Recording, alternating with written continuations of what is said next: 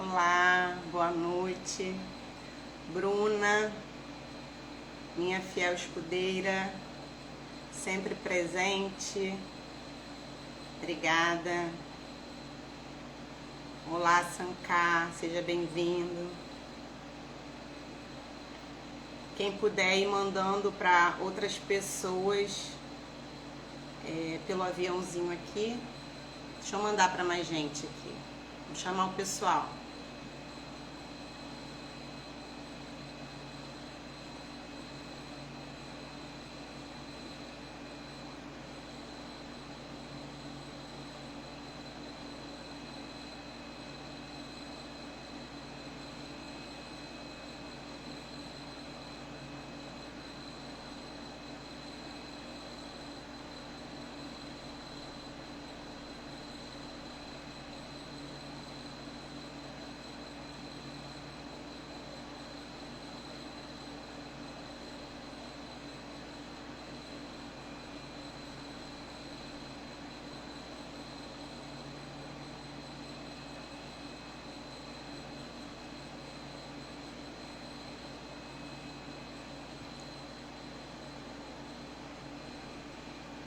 Meu amor, sempre presente.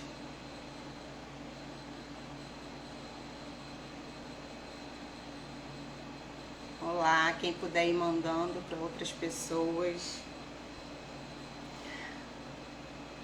Então, eu resolvi fazer essa live em comemoração do mês da visibilidade trans. E meu objetivo é mais a gente compartilhar ideias, trocar experiência, tirar dúvida.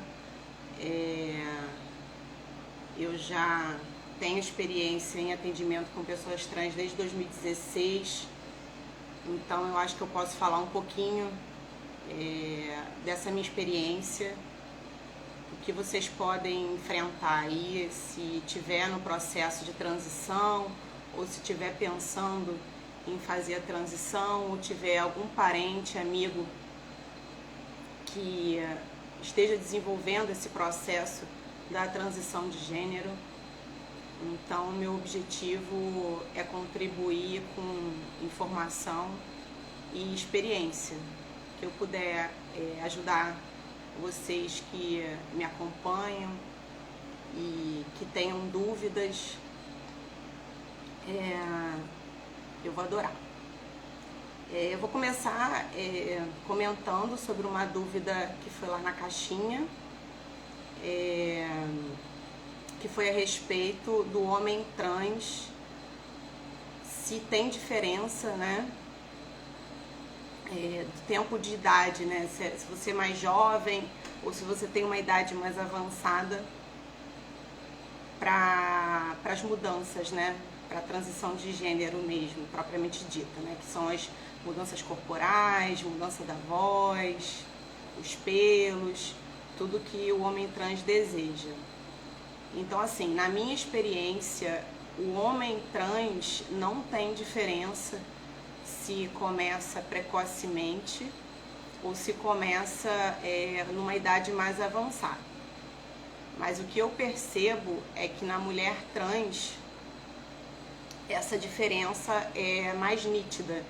Então, aquela menina que começou hormonização cedo, né? Claro que a gente precisa frisar que o Conselho Federal de Medicina e as principais diretrizes não recomendam a utilização de hormônio antes de 16 anos, então é importante a gente deixar claro isso. Mas essa menina que começou, essa menina trans, né, a mulher trans que começou a hormonização numa idade próxima da permitida, né, a partir de 16 anos, ela tem as mudanças corporais muito mais evidentes do que a mulher trans numa idade mais avançada. E minha irmã Alessandra está aí presente, obrigada. E a outra pergunta que me foi feita também foi em relação ao homem trans. Quanto tempo que demora para atingir os caracteres sexuais secundários desejados. Então, pela diretriz americana, as mudanças começam a partir do primeiro mês no homem trans, a partir da suspensão da menstruação, que é um desejo muito forte desses homens trans. Começa a aparecer de forma muito sutil os pelos, começa já a poder alterar a pele, no sentido de ter mais oleosidade, acne, que não é um objetivo, mas é um efeito secundário. E aí eu sempre recomendo acompanhamento com o dermatologista, porque é importante ter orientação sobre o sabonete para passar, os cuidados alimentares para tomar, porque a gente sabe que pode ser uma consequência da própria testosterona, né? E pode ser que comece a alterar aí a partir de 6 meses. Então ele dá a diretriz americana, ela fala a partir de 1 mês, porém pode começar após 6 meses, tendo essa variação. É importante também vocês saberem que o pico aí as mudanças corporais, né, elas chegam no seu máximo de mudança em 3 anos, sendo que a maioria das vezes, com 2 anos, você já tem o máximo de mudança e depois mantém uma estabilidade. Por isso que, inclusive, as próprias diretrizes não recomendam, antes de 1 ano de hormonioterapia, a cirurgia. Lembrando que não é obrigatória a hormonioterapia para a cirurgia, mas que as mudanças corporais, elas também facilitam e até podem mudar o tipo de cirurgia que essa mulher trans, ou seja, esse homem trans deseja. Medeiros fala do profissional que ama o que faz, obrigada pelo apoio. Raquel, obrigada pela presença. Thalita. Eu queria perguntas, gente. Vamos trocar informações, vamos interagir um pouquinho, enviar a live para quem vocês acham que possa interessar. Nesse mês da visibilidade trans, é importante, quanto mais informação segura, né, com base científica, melhor, né? É importante a gente saber qual fonte de informação a gente está confiando, porque hoje em dia a gente sabe que tem muitas fontes de informação e nem todas confiáveis. Então o AfroSim diz, depois desses 2 anos é necessário continuar os hormônios. Então assim, a gente entende que a terapia hormonal, ela não altera os caracteres de forma definitiva.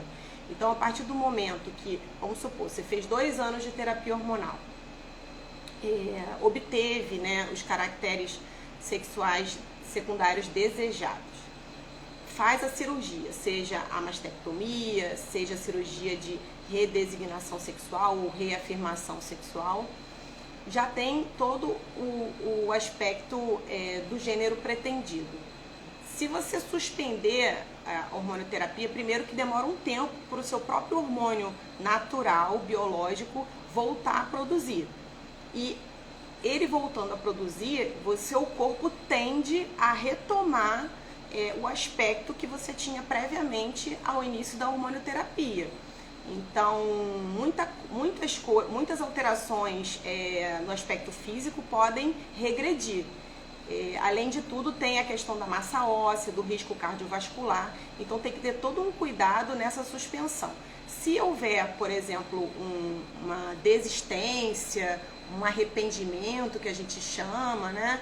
É importante procurar um profissional de saúde adequado, que tenha experiência e tenha conhecimento técnico para fazer essa destransição, que a gente chama, né? Porque tem todo um cuidado a ser tomado, inclusive um acompanhamento da saúde mental, né? Psicólogo, psiquiatra, para saber qual é a causa dessa desistência. A gente sabe que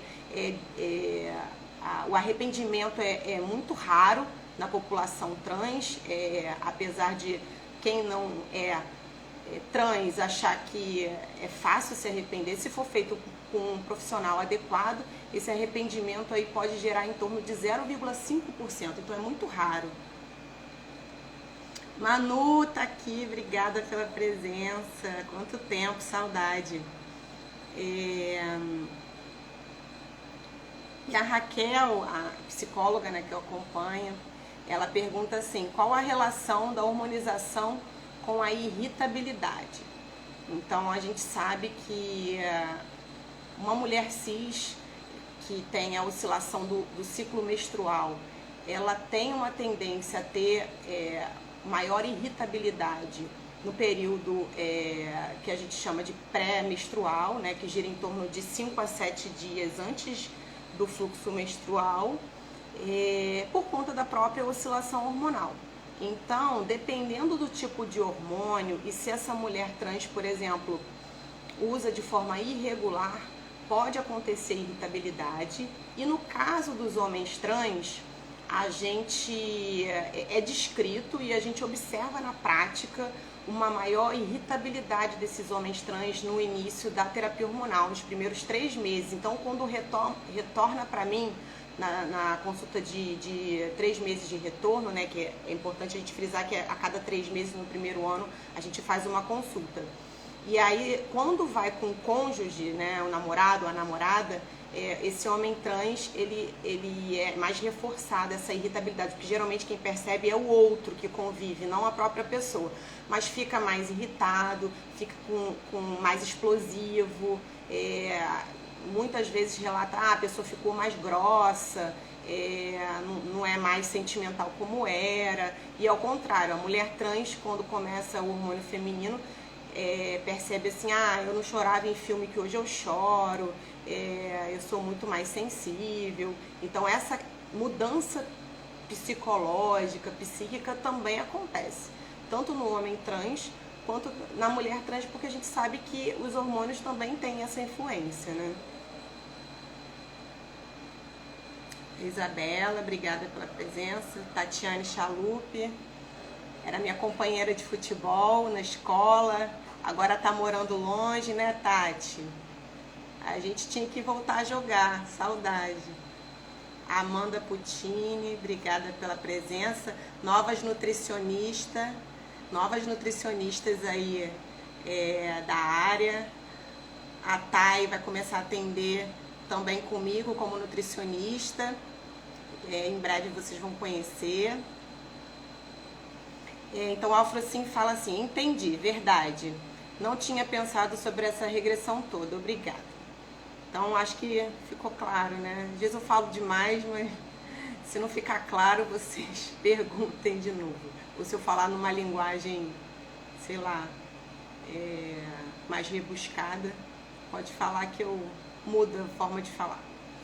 A Bruna pergunta: quem se trata com finasterida e minoxidil deve parar de tomar ao iniciar o tratamento hormonal? Isso você pergunta, Bruna, no caso da mulher trans. Já tenho bastante experiência com mulher trans em alopécia, né, e vem usando com acompanhamento dermatológico a finasterida, que é considerado um bloqueador hormonal masculino fraco, e o minoxidil, que é uma outra medicação que age no folículo capilar e que aumenta a produção capilar para quem tem queda de cabelo. A gente não suspende, na verdade, assim, o ideal, se a pessoa vem usando por conta própria qualquer medicação que envolva a parte hormonal, a gente pede para suspender, para fazer uma avaliação criteriosa antes de iniciar a terapia hormonal, porque a gente sabe que tem algumas condições endocrinológicas, hormonais, prévias à terapia hormonal, e que se a gente não fizer essa investigação adequada, a gente não vai conseguir fazer um diagnóstico prévio e também não conseguir prever um prognóstico. Eu vou te dar um exemplo. Mulher com síndrome dos ovários policísticos que já vem usando testosterona. A gente sabe que essa síndrome aumenta a produção hormonal masculina. Então a gente não vai saber se essa pessoa tem essa produção aumentada porque está usando já hormônio por conta própria ou se ela tem uma doença que predispõe essas alterações. Inclusive, a gente sabe que muitas doenças endocrinológicas têm maior prevalência com a questão da incongruência de gênero. Aproveitando para comentar sobre o novo CID, né? O CID-10 era transexualismo, que era a UF 64.0, que vocês tinham que ter na receita, e que era do campo da psiquiatria, doenças da saúde mental. E agora em 2022, ainda não ratificado no Brasil, mas brevemente a gente vai precisar mudar, o CID-11 passa a ser aspectos da sexualidade. E que aí muda esse CID, né? Por conta dos movimentos mesmo populares para reduzir essa questão da patologização da incongruência de gênero. Então, atualmente, o termo mais correto é incongruência de gênero, que será o HA60. Transempregos entrou, obrigada pela presença, muito importante o trabalho que vocês realizam de divulgação de oportunidades para as pessoas trans. A gente sabe que hoje em dia conseguir emprego é muito difícil, então você imagina para a população LGBT, a população trans que sofre preconceito o tempo todo, né? Então é muito importante a divulgação de vocês, de empresas que abraçam essa causa, né? Eu vi hoje até um post de vocês falando sobre Mercado Livre, que separou vagas para a população trans. Eu acho isso incrível, porque realmente é uma população que tem menos oportunidades e a gente sabe que tem tanta capacidade como qualquer outra pessoa.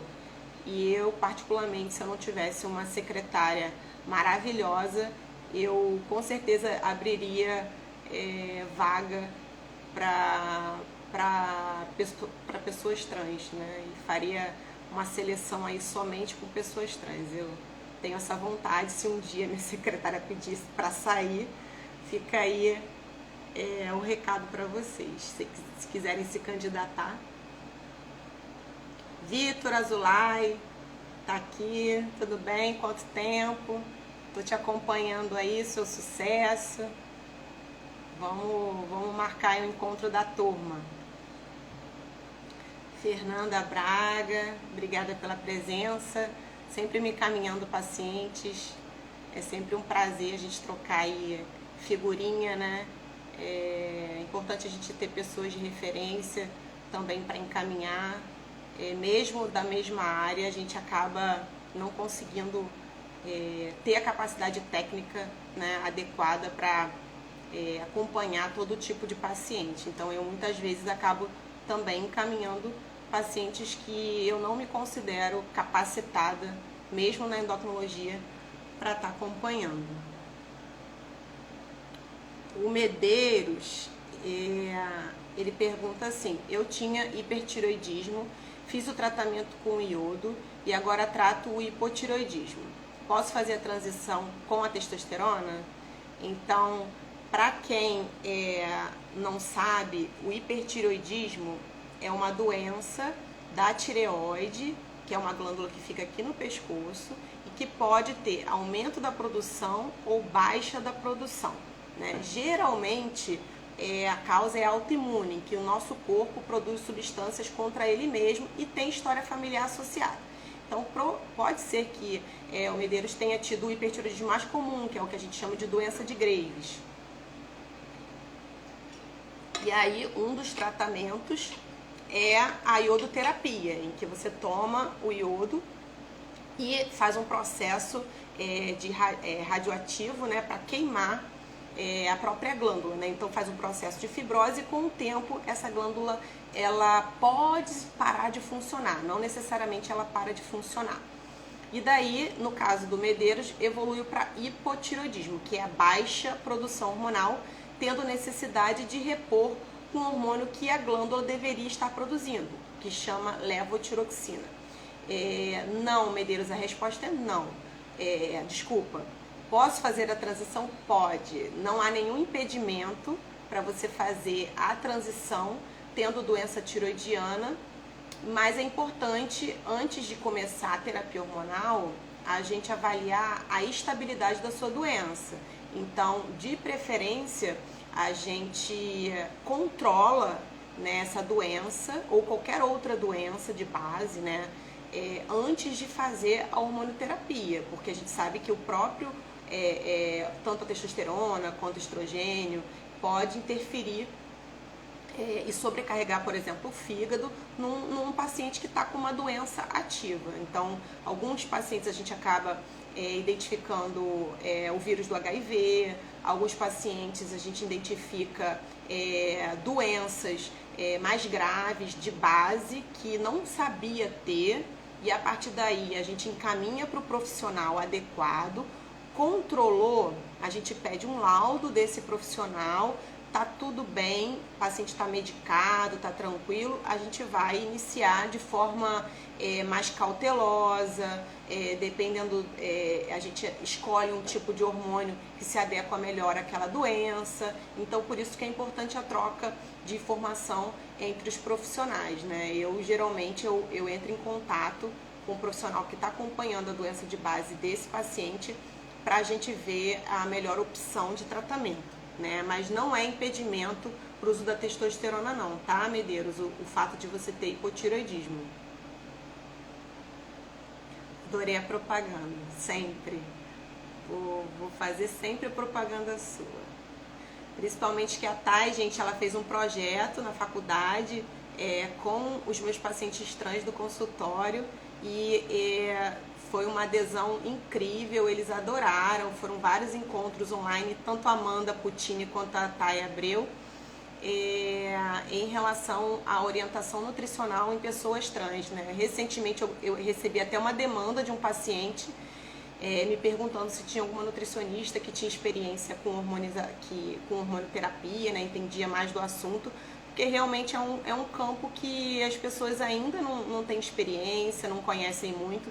Então, se pelo menos já tiver empatia, já é meio caminho andado, né? O que as pessoas trans querem é ter garantia de que vai chegar num profissional e que vai ser bem recebido, né? Bem acolhido, o que a gente sabe que não é regra, né? Então, geralmente eu tenho os profissionais que eu sei que vão tratar de forma adequada, ginecologista, cirurgião, psiquiatra, psicólogo. Eu sempre tenho as pessoas que eu sei que já tem empatia, já tem uma pequena experiência com essa população, porque eu tento criar ali um ambiente seguro para os meus pacientes.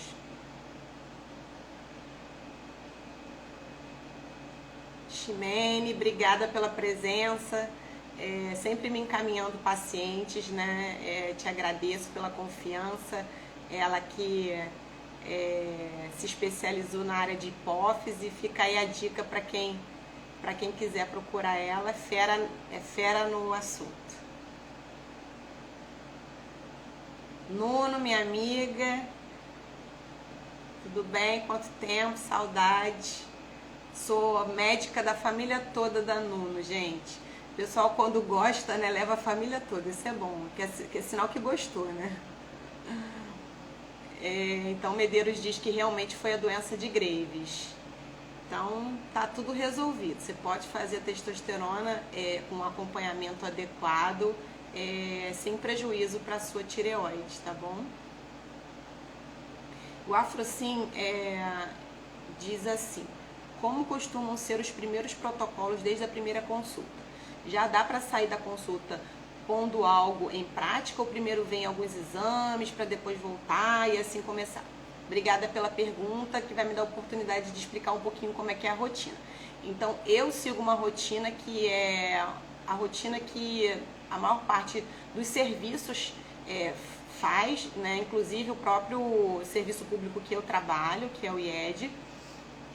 Então, na primeira avaliação, não necessariamente o paciente precisa vir com os exames, precisa vir com laudos, porque eu entendo que vem muita ansiedade junto, né?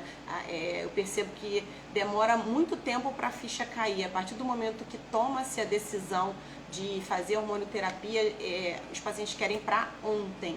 Mas eu tento, de forma bem tranquila, bem acolhedora, bem consciente, explicar que não adianta a gente também acelerar o processo, que existem etapas a serem cumpridas até para a própria segurança do paciente. Então, quando o paciente chega para mim pela primeira vez, nunca passou por ninguém, eu faço uma consulta bem demorada, que gira em torno de 1 hora a 1 hora e meia, entendendo não só os aspectos de saúde mesmo, que é o protocolo de qualquer atendimento que a gente chama de anamnese. Eu vou muito fundo na questão da incongruência de gênero, da transgeneridade, né, desde a infância, onde foi que houve o clique, quando foi que houve o clique, a questão das relações humanas, a relação com a família. Então eu faço uma avaliação bem detalhada, além do exame físico bem detalhado. E a partir daí eu solicito os exames que incluem exame de sangue em geral, que aí vai envolver um monte de dosagem, inclusive de sorologias, né? Por exemplo, HIV, hepatite, que a gente sabe que é uma população mais propensa e mais suscetível a esse tipo de infecção e maior prevalência. Então a gente faz um exame bem completo de sangue, que aí basta fazer uma única vez, jejum de 8 horas, algo bem simples, e dependendo da avaliação, alguns exames de imagem. Por exemplo, a mulher trans que já faz a hormonioterapia por conta própria, eu vou pedir ultrassom de mama. O homem trans que ainda tem mama, não operou, eu vou pedir ultrassom de mama, eu vou pedir um ultrassom transvaginal, dependendo da idade, eu vou pedir uma mamografia e outros exames complementares se necessário. Mas o obrigatório que todo mundo sai com o pedido é de exame de sangue, isso necessariamente vai ter. Além disso, esse paciente assina um termo de consentimento livre esclarecido, que lá vai estar escrito tudo o que pode acontecer durante a hormonioterapia, seja para o bem, seja para o mal. Então, riscos e benefícios. Então, o paciente tem que estar ciente de tudo isso e assina esse termo. Eu encaminho para a saúde mental, seja psicólogo ou psiquiatra, e aí eu peço para me enviar um laudo, pode ser inclusive online. Então, esse retorno, eu faço um retorno remoto, esse paciente me envia esses resultados laboratoriais, me envia esse laudo, seja se faz acompanhamento com psicólogo e psiquiatra já próprio, eu só peço esse laudo, ou se nunca fez, eu peço uma avaliação das pessoas que normalmente trabalham comigo. E aí, remotamente, antes disso, durante a consulta, a gente já discute formas de terapia hormonal de acordo com esse resultado e poder aquisitivo, preferência do paciente, a gente decide junto o tipo de terapia hormonal mais adequado e já oriento quando será o retorno, que em geral são 3 meses, se tudo for bem, né? Aí pode ter diversas alterações, tem paciente que às vezes eu diagnostico HIV, eu diagnostico sífilis, então eu trato primeiro. Então, às vezes pode demorar um pouquinho, vai depender, ou às vezes o paciente tem uma instabilidade psiquiátrica muito grande, muito forte, que nunca fez tratamento, então eu peço uma avaliação e quando tiver tudo bem, a gente começa a terapia hormonal, então sempre com muito cuidado e sempre conversando com os profissionais que estão atendendo em conjunto. E a partir daí começou o tratamento, eu sempre estou disponível no WhatsApp, né, nos meus pacientes particulares. E no retorno de 3 meses já vem com novos exames para a gente ver valores hormonais, se está na faixa adequada, se está tudo bem, se está tudo seguro. Então, são vários parâmetros que eu analiso no sangue. Eu converso muito com o paciente para ver a satisfação do paciente, a adaptação do tipo e via de administração do hormônio. Então, é isso, Afrocim. Ficou mais alguma dúvida? Você acha que eu esclareci tudo? Me pergunta aqui se ficou alguma coisa por falar, tá bom? Obrigada pela pergunta, muito importante isso, todo mundo pergunta. Eu trato com o Dr. Carmine, inclusive ele que me indicou você. Carmine conheço há muitos anos, da Lagoa, né? Ele é muito bom, sensacional, super profissional. Aprendi muito com ele na época da residência da UFRJ, em que a gente fez um rodízio lá. Então, um beijo pro Carmine. Obrigada pela indicação, Carmine. Dá um abraço nele por mim, tá? Dedê, obrigada pela presença, meu amor. Saudade de você.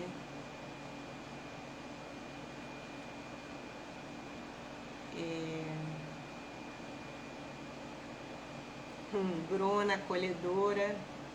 Eu tento ser sim, e tento me colocar no lugar de quem está passando por todo esse processo que desde o início, né, quando eu comecei a ouvir as histórias lá em 2016, que eu não tinha a mínima experiência, eram histórias que me tocavam muito e muitas vezes eu tinha que sair da consulta para chorar, porque era algo muito forte para mim. Eu realmente senti muito na pele no início, sinto até hoje, mas eu consigo me controlar um pouquinho mais hoje em dia pela experiência, né? Mas sempre são histórias assim que me tocam muito, muito mesmo. Vocês me ensinam demais, demais mesmo. Afrocim já é ótimo saber da Thay, ótima dupla. Melhor dupla que vocês vão ver. Nuno, amiga e médica maravilhosa. Obrigada pela confiança de sempre.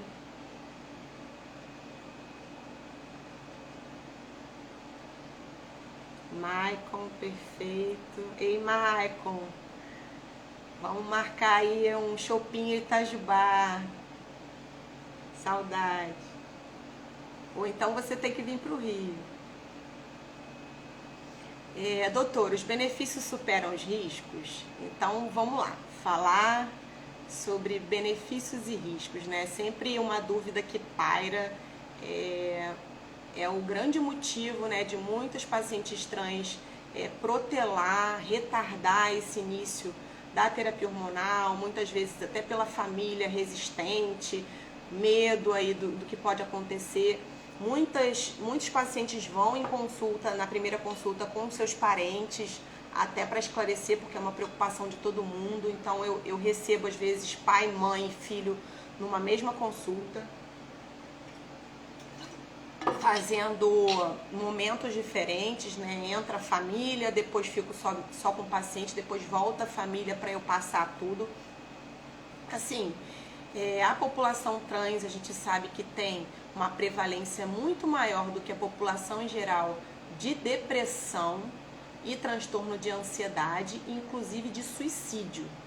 Então, assim, a gente sabe que a taxa de suicídio é alta e na população trans, assim, é muito alta, muito mais alta do que na população em geral. E muitas vezes essa questão da transição é uma questão de vida ou morte. Então, ao meu ver, na visão da Sociedade Brasileira de Endocrinologia, na visão das sociedades internacionais que se posicionaram em relação a isso, a hormonioterapia ou a cirurgia, que nem todo mundo quer, né? Mas todo esses procedimentos que envolvem a transição de gênero, muitas vezes é questão de vida ou morte.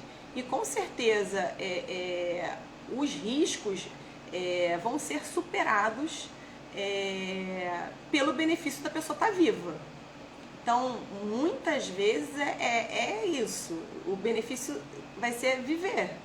E os riscos, a gente sabe que eles não existem, né? Tanto é que o paciente precisa assinar esse termo dizendo sobre os riscos, né? Risco potencial de aumento do risco cardiovascular, aumento da pressão arterial, aumento dos glóbulos vermelhos do sangue, que a gente chama de hemoconcentração, né?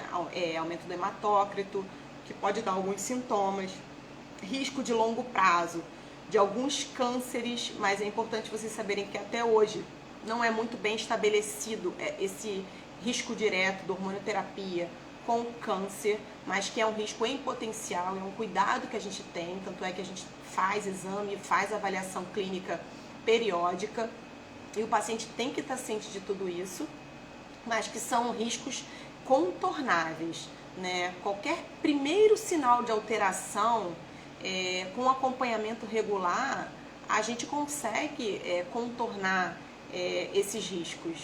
Então, assim, Pode acontecer? Pode, mas são bem raros, né? Eu digo para você que a gente, por exemplo, lá no IED a gente tem 600 pacientes trans. No meu consultório eu tenho por volta de 150 pacientes trans ou até mais. E assim, no consultório, o máximo que eu vi foi aumento de hematócrito, mas que ajustando dose a gente conseguiu reverter. E no IED a gente teve um caso de trombose, mas que ficou aí questionado, um outro caso de câncer de mama, mas que a gente não conseguiu relacionar diretamente, parece que tinha história familiar esse paciente de câncer de mama, e esse paciente ficou 2 anos fazendo hormonioterapia por conta própria, e a gente pedia toda vez para trazer exame de mama e não levava. Então era um paciente que não acompanhava direito, e quando surgiu com câncer de mama agressivo, operou, ficou bem, mas era um paciente que não acompanhava direito. Então assim, a gente sabe que os riscos existem, mas que com acompanhamento certinho a gente consegue minimizar bastante. Ana Paula Menezes me conhece aí desde pequenininha, lá do Recanto do Tindiba, sempre me apoiando. Obrigada pela presença.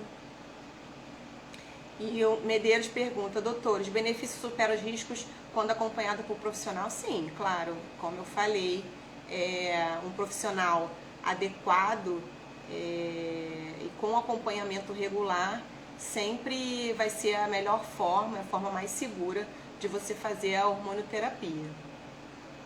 Beto Zaguri, obrigada pela presença, sempre aprendo bastante com você. Obrigada pelas indicações também, me indica paciente trans, trabalha lá no Centro de Estudos do IED comigo, parceirão. Simone Endócrino, obrigada pela presença. Aproveita, Simone, pergunta aí, você já teve algum paciente trans no seu consultório? Aproveita para tirar dúvida. Adélia Pessoa, lá da minha Recife, amada, saudade. E aí, Adélia, tá ganhando muito dinheiro na bolsa? Me conta aí, eu vou deixar um dinheiro com você. Meu amorzinho, linda, você que é linda.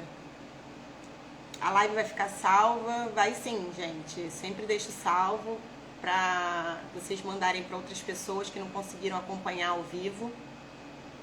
Então vai ficar salva sim.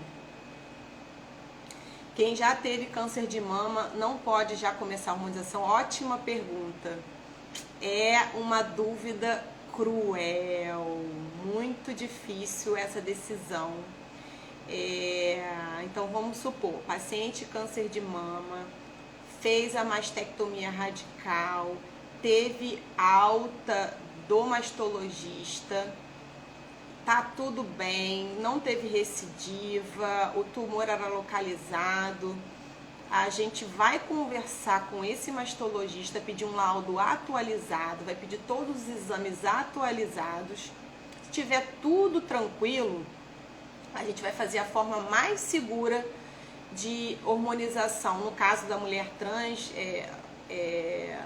ou do homem trans, você diz, provavelmente eu vou pensar no que é mais prevalente, né? É o homem trans, ou seja, que ainda não fez, que tem mama, ainda não fez a mastectomia, que evolui com câncer de mama, opera, então faz a mastectomia radical e vem querendo usar a testosterona, certo, Afrocinho? Se não for isso, você me fala. E aí, a testosterona a gente sabe que pode ter um risco potencial de câncer de mama, porque a gente sabe que ocorre um processo de aromatização, ou seja, no próprio corpo a testosterona se transforma em estrogênio, que pode estimular um restinho de glândula mamária que tiver aqui tumoral. Mas assim, a gente sabe que é um risco potencial, a gente não observa isso na prática, ainda faltam estudos mais consistentes para chegar a essa conclusão, mas a gente sabe que tem um racional teórico para esse pensamento. De qualquer forma, a gente vai dar preferência para a utilização da testosterona transdérmica, que é a forma mais segura e mais estável que tem hoje no mercado, que no caso é o Androgel, é o nome comercial utilizado. Então, Medeiros agradece por mais profissionais que nem você. Obrigada.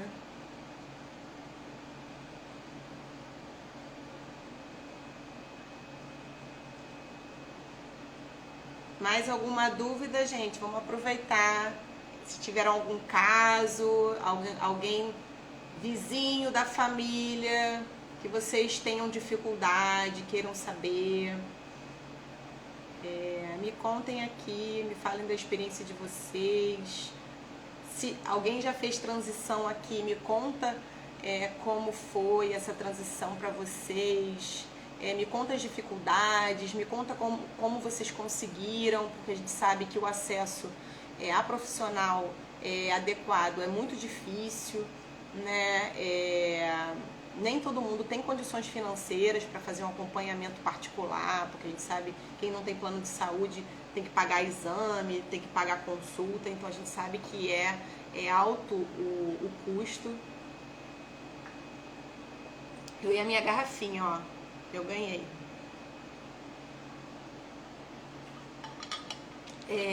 Vou aproveitar então falar, antes de responder a Simone, sobre a questão do acesso, né, para transição de gênero.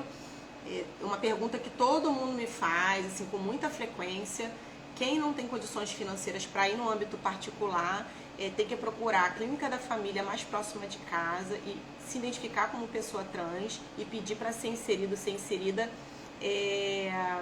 no SER, que é o Sistema Estadual de Regulação. Lá você tem que conferir se você está no item hormonização às pessoas trans. Estando lá, o tempo de espera aí, da triagem, tem uma fila atual de 500 pacientes e o tempo de espera era de 1 ano e meio. Provavelmente agora com 500 pacientes pode chegar até 3 anos de espera para ser regulado para a unidade de referência no Rio de Janeiro, é o IED. No Brasil vai depender de cada estado, né? A gente sabe que tem outros serviços no Brasil, e aí tem serviço que é livre demanda, chegou lá já é atendido. No Rio de Janeiro é essa demanda toda, porque a gente atende não só a cidade do Rio, o estado do Rio todo, e muita gente fora do Brasil ou do estado do Rio. E aí, a partir daí que é triada para o IED, começa todo o acompanhamento com a equipe multiprofissional, né? Então tem toda essa demora aí, mas que é feito de forma muito segura. E a Afrocim diz que a dúvida foi sanada, que bom. A Simone pergunta: os procedimentos cirúrgicos estão acontecendo ou parados durante a pandemia? Simone, estão acontecendo sim. Ficou parado muito pouco tempo. Na verdade, assim, eu estou dizendo pela UERJ, né? Pela UERJ ficou um tempo parado, que é a referência cirúrgica, o Hospital de Referência Cirúrgico no Rio de Janeiro. Até onde eu soube, eram 200 pessoas aí na espera, na fila de espera. Eles operam de 1 a 2 pacientes por mês, então por falta de material, é muito lenta esse fluxo, né, essa rotatividade. No IED, a gente começou esse ano passado a fazer as cirurgias dos pacientes que já fazem acompanhamento lá de pelo menos 2 anos, acompanhamento regular com a nossa equipe, que já tem um laudo multiprofissional. Eu acompanhei a primeira cirurgia de mastectomia, que foi de um paciente nosso lá, que ficou super satisfeito. A cirurgia de redesignação, né, que seria a cirurgia da genitália só na UERJ. No IED não fazemos, então lá consegue-se fazer cirurgias plásticas, coisas simples, né, de cirurgia plástica que coloca enxertia, cirurgia de mama colocando enxerto, não prótese silicone, porque tem uma burocracia toda que a gente está tentando resolver, mas ainda não tem definido. E o que tem mais fluxo aí está sendo a cirurgia de mastectomia. Então, os pacientes têm conseguido com mais facilidade. Está acontecendo sim. Só que existe uma fila que tem vários serviços nessa mesma fila. Então, o cirurgião, como ele é único, ele e o auxiliar, eles fazem rodízio dessas filas. Então, é um processo aí que não é rápido, né? Mas que está andando.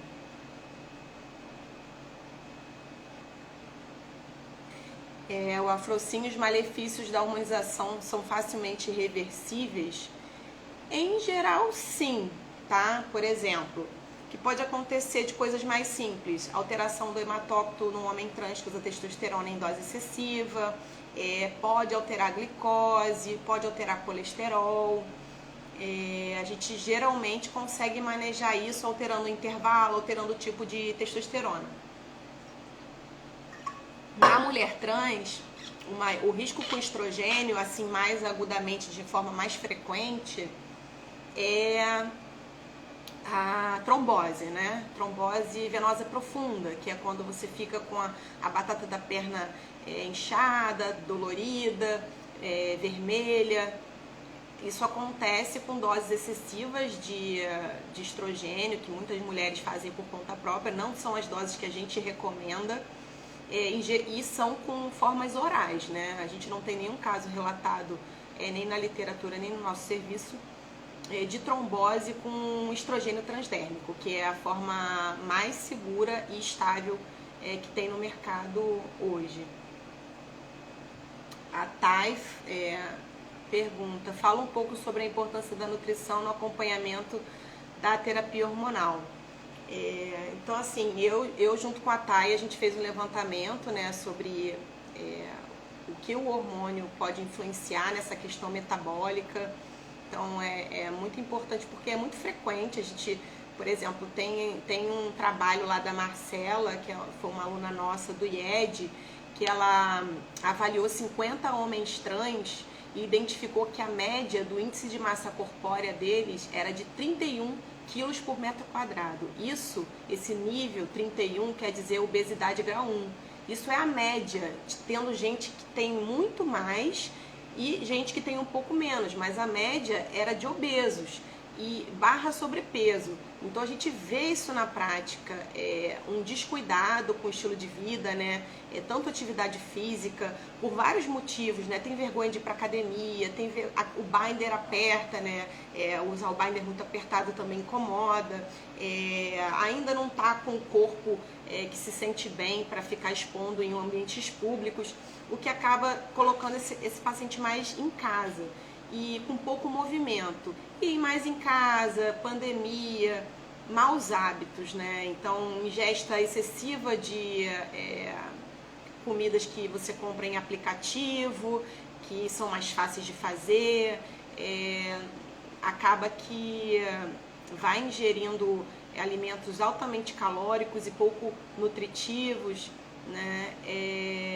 E o que leva a sobrepeso e obesidade. Com isso, né, várias alterações secundárias, que a gente chama de síndrome metabólica, né? Alteração da glicose, alteração do colesterol, do triglicerídeo, aumento da pressão arterial, consequência do aumento de peso. Então, várias alterações relacionadas a esses maus hábitos.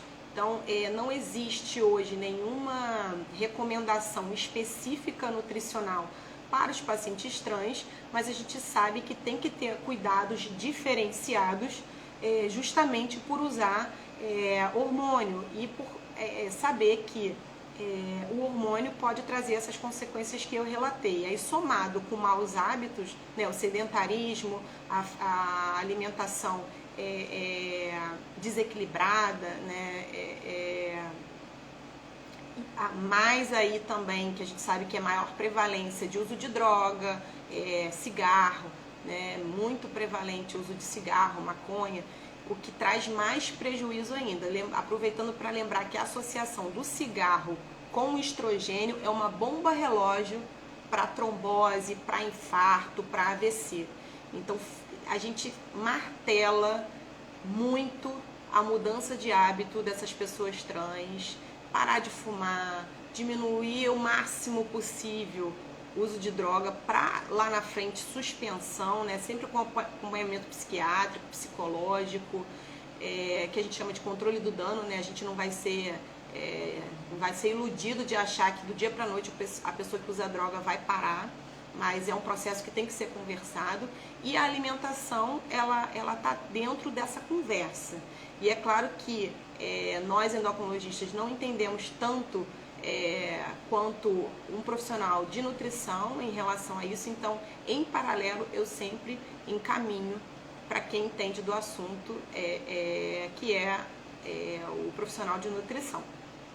Já a mulher trans, né, com uso de estrogênio, a gente sabe que pode ter alterações também do perfil lipídico, de colesterol, e que pode também interferir aí nos riscos, né, no risco cardiovascular. Então esse aumento do colesterol também pode ser ajudado, manejado com o apoio da nutricionista ou do nutricionista. Então a gente sempre trabalha em equipe, né? Quanto mais pessoas puderem estar nessa equipe, é o ideal. Então, no profissional de nutrição, psicólogo, psiquiatra, fonoaudiologista, para mudança de voz, né? Tanto o homem trans, principalmente as mulheres trans, desejam que essa voz fique mais fina, e que a gente sabe que a hormonioterapia não faz isso, diferente da testosterona no homem trans, que a gente vê aí por volta de 6 meses essa alteração da voz. A mulher trans, ela consegue com apoio só da fono, cirurgião plástico, urologista, proctologista, por conta dos hábitos sexuais. Então a gente dermatologista. Então a gente sempre tem uma equipe aí para estar acompanhando junto, porque é fundamental, né? Ficar concentrado só no endocrinologista acaba ficando muito pobre esse acompanhamento, né?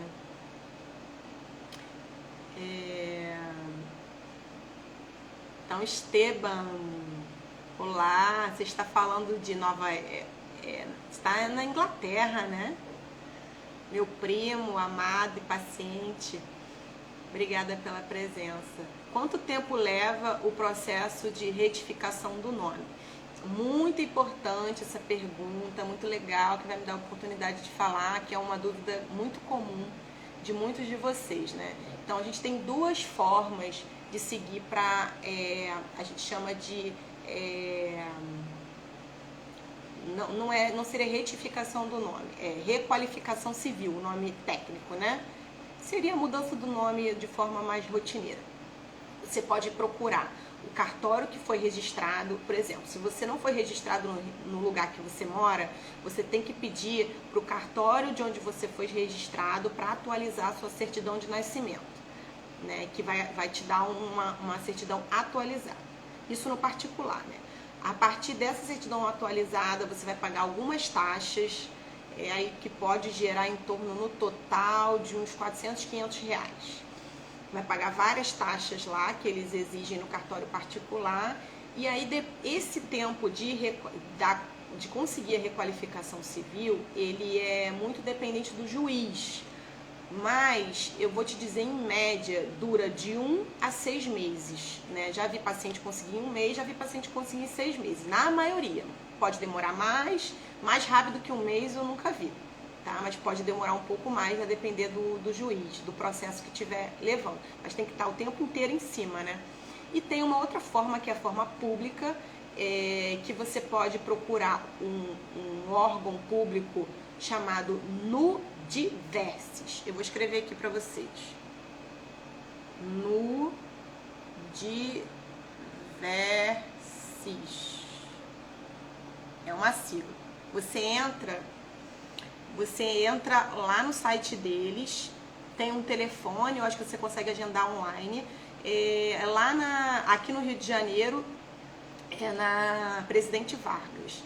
E aí você tem toda uma assessoria jurídica para te orientar sobre esse processo da requalificação civil. E aí o tempo também, eu não acredito que seja mais lento que no particular. Na verdade, eu não sei dizer ao certo o tempo, mas pode girar em torno desse tempo aí. Tem pacientes meus também que fizeram pelo Nudiverses e conseguiu em 3, 4 meses. Então é algo que, se você não tiver condições financeiras, é algo que dá para esperar. Também tem uma outra opção, que aí não é a requalificação, não é a retificação do nome, que é você conseguir um nome social.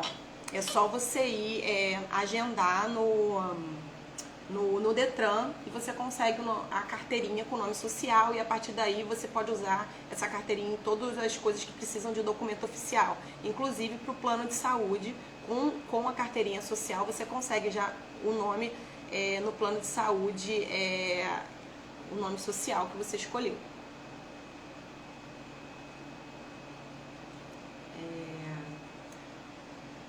Olá, Mariana. Obrigada pela presença, nutricionista e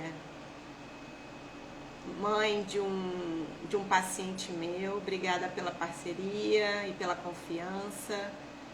Su Costa, obrigada pela presença. Minha prima mais amada do Brasil, Leila Faria Lima, meu amor. É tudo pra mim, essa minha prima. Faz o melhor brigadeiro do universo. Samuel, obrigada pela presença. A Simone, já podemos colocar na receita de teste o CID-11? Pergunta importantíssima que eu cometi essa gafe recentemente e descobri logo depois que ainda não podemos utilizar no Brasil, está sendo analisado, então a gente na receita tem que usar F64.0, que é o CID-10 ainda, tá? Mas em breve estaremos usando o HA 60.0. Esteban, está em Londres, você é maravilhosa, você que é chiquerésimo. Tô vendo suas fotos lá. Muito frio, né? Tá passando muito frio.